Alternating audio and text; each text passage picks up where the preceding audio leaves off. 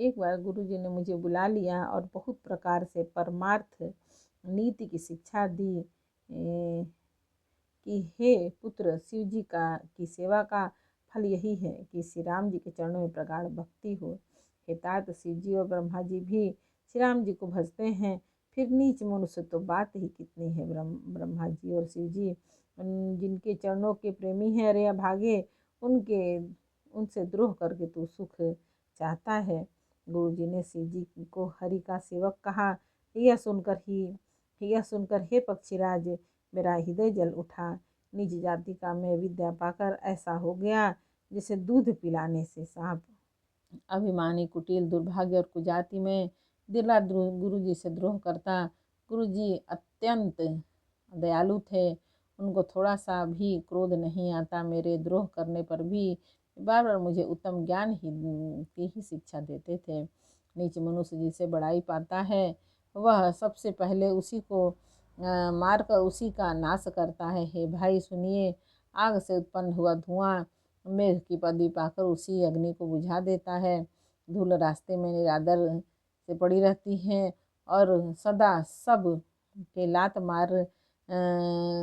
की मार सहती है, पर जब पवन उसे उड़ाता है तो सबसे पहले वह उसी को भर देती है, फिर उसी पवन को भर देती है और फिर राजाओं के नेत्रों और किरीटों मुकुटों पर पड़ती है।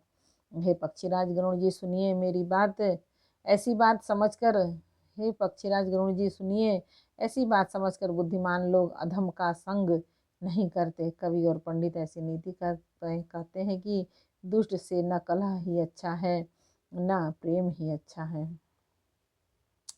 हे गुसाई, उससे तो सदा उदासीन ही रहना चाहिए। दुष्ट को कुत्ते की तरह दूर से ही त्याग देना चाहिए। मैं दुष्ट था, हृदय में कपट और कुटिलता भरी थी। गुरुजी हित की बात कहते थे, पर मुझे वह सुहाती न थी। एक दिन मैं शिव जी के मंदिर में शिव नाम का जप कर रहा था। उसी समय गुरुजी वहाँ आए। अभिमान के मारे मैंने उठकर उनको प्रणाम नहीं किया। गुरुजी दयालु थे, उन्होंने कुछ भी नहीं कहा। उनके हृदय में लेस मात्र भी क्रोध नहीं हुआ, पर गुरु का अपमान बहुत बड़ा पाप है, अतः महादेव जी उसे नहीं सह सके। मंदिर में आकाशवाणी हुई कि अरे हतभाग्य, मूर्ख अभिमानी, यद्यपि तेरे गुरु को क्रोध नहीं है, वे अत्यंत कृपालु चित्त के हैं और उन्हें यथार्थ ज्ञान है, तो भी हे मूर्ख, तुझको मैं शाप दूंगा। नीति का विरोध मुझे अच्छा नहीं लगता। अरे दुष्ट, यदि मैं तुझे दंड न दूं तो मेरा वेद मार्ग ही भ्रष्ट हो जाए। जो मूर्ख गुरु से ईर्ष्या करते हैं, वे करोड़ों युगों तक रौरों नरक में पड़े रहते हैं। फिर वे तिर्यक योनियों में शरीर धारण करते हैं और 10,000 जन्मों तक दुख पाते रहते हैं। अरे पापी, तो गुरु के सामने अजगर की भांति बैठा रहा। अरे दुष्ट, तेरी बुद्धि पाप से ढक गई है, अतः तू सर्प हो जा। और अरे अधम से भी अधम, इस अधोगति सर्प से नीची योनि को पाकर किसी बड़े भारी पेड़ के खोखल में जा कर के रहा। शिव जी का भयानक शाप सुनकर गुरुजी ने हाहाकार किया। मुझे कांपता हुआ देखकर उनके हृदय में बड़ा संताप उत्पन्न हुआ। प्रेम सहित दंडवत करके ब्राह्मण श्री शिव जी के सामने हाथ जोड़कर मेरी भयंकर गति का विचार कर गदगद वाणी से विनती करने लगे। हे मुख्य स्वरूप, विभु व्यापक ब्रह्म और वेद स्वरूप ईशान दिशा के ईश्वर तथा सबके स्वामी श्री शिव जी, मैं आपको नमस्कार करता हूँ। निज स्वरूप में स्थित, गुणों से रहित, वेद रहित, इच्छा रहित, चेतन आकाश रूप और आकाश को भी वस्त्र रूप में धारण करने वाले दिगंबर आपको मैं भजता हूँ। निराकार ओंकार के मूल तुरीय, वाणी ज्ञान और इंद्रियों से परे कैलाशपति, विकराल महाकाल के भी काल कृपालु गुणों के धाम संसार से परे आप परमेश्वर को मैं नमस्कार करता हूँ, जो हिमाचल के समान गौरवर्ण तथा गंभीर है, जिनके शरीर में करोड़ों कामदेवों की ज्योति एवं शोभा है, जिनके सिर पर सुंदर नदी गंगा जी विराजमान है, जिनके ललाट पर द्वितीया का चंद्रमा और गले में सर्व सुशोभित है, जिनके कानों में कुंडल हिल रहे हैं, सुंदर भिक्टी और विशाल नेत्र है और प्रसन्न मुख, नीलकंठ और दयालु हैं, सिंह चर्म का वस्त्र धारण किए और मुंडमाला पहने हैं, उन सबसे प्यारे और सबके नाथ श्री शंकर जी को मैं भजता हूँ। प्रचंड श्रेष्ठ तेजस्वी परमेश्वर, अखंड अजन्मा, करोड़ों सूर्यों के समान प्रकाश वाले, तीनों प्रकार के शूलों को निर्मूल करने वाले, हाथ में त्रिशूल धारण किए, भाव के द्वारा प्राप्त करने होने वाले भवानी के पति श्री शंकर जी को मैं भजता हूँ। कलाओं से परे कल्याण स्वरूप, कल्प का अंत करने वाले, सज्जनों को सदा आनंद देने वाले, त्रिपुर के शत्रु सच्चिदानंद घन मोह को हरने वाले, मन को मथ डालने वाले कामदेव के शत्रु, हे प्रभु प्रसन्न होइए, प्रसन्न होजिए। आप जब तक पार्वती के पति आपके चरण कमलों को मनुष्य नहीं भजते, तब तक उन्हें न तो इहलोक और परलोक में सुख शांति मिलती है, न उनके तापों का नाश होता है। अतः हे समस्त जीवों के अंदर निवास करने वाले प्रभु प्रसन्न होजिए। मैं न तो योग जानता हूँ, न जप और न पूजा ही है शंभो, मैं तो सदा सर्वदा आपको ही नमस्कार करता हूँ। हे प्रभु, बुढ़ापा तथा जन्म के दुख समूहों से जलते हुए मुझ पर मुझ दुखी की दुख को रक्षा कीजिए। हे ईश्वर, हे शंभो, मैं आपको नमस्कार करता हूँ। भगवान रुद्र की स्तुति का यह अष्टक उन शंकर जी की तुष्टि के लिए ब्राह्मण द्वारा कहा गया। जो मनुष्य इसे भक्तिपूर्वक पढ़ते हैं उन पर भगवान शंभु प्रसन्न होते हैं। सर्वज्ञ शिव जी की विनती सुनी और ब्राह्मण का प्रेम देखा, तब मंदिर में आकाशवाणी हुई कि हे द्विज श्रेष्ठ, वर मांगो। ब्राह्मण ने कहा, हे प्रभु, यदि आप मुझ पर प्रसन्न हैं और हे नाथ, यदि आप दिन पर आपका स्नेह है, इस दिन पर आपका स्नेह है, तो पहले अपने चरणों की भक्ति देकर फिर दूसरा वर दीजिए। हे प्रभु, यह अज्ञानी जीव आपकी माया के वश होकर निरंतर भूला फिरता है। हे कृपा के समुद्र भगवान, उस पर क्रोध न कीजिए। हे दीनों पर दया करने वाले शंकर, अब इस पर कृपालु होइए, जिससे हे नाथ थोड़े ही समय में इस पर साप के साथ अनुग्रह हो जाए। हे कृपा निधान, अब वही कीजिए जिससे आप इसका परम कल्याण हो। दूसरे की हित से सनी हुई ब्राह्मण की वाणी सुनकर फिर आकाशवाणी हुई, एवं मस्तु, ऐसा ही हो। यद्यपि इसने भयानक पाप किया है और मैंने भी इसे क्रोध करके श्राप दिया है, तो भी तुम्हारी साधुता देखकर मैं इस पर विशेष कृपा करूँगा। हे द्विज, हे द्विज, जो क्षमाशील और परोपकारी होते हैं, वे मुझे वैसे ही प्रिय हैं जैसे खरा ऋषि रामचंद्र जी। हे द्विज, मेरा शाप व्यर्थ नहीं जाएगा। यह 1000 जन्म अवश्य पाएगा, परंतु जन्मने और मरने में जो दुख होता है, उसको यह दुख जरा भी न व्यापेगा और किसी भी जन्म में इसका ज्ञान नहीं मिटेगा। हे शूद्र, मेरा प्रामाणिक सत्य वचन सुन। प्रथम तो तेरा जन्म श्री रघुनाथ जी की पुरी में हुआ, फिर तूने मेरी सेवा में मन लगाया।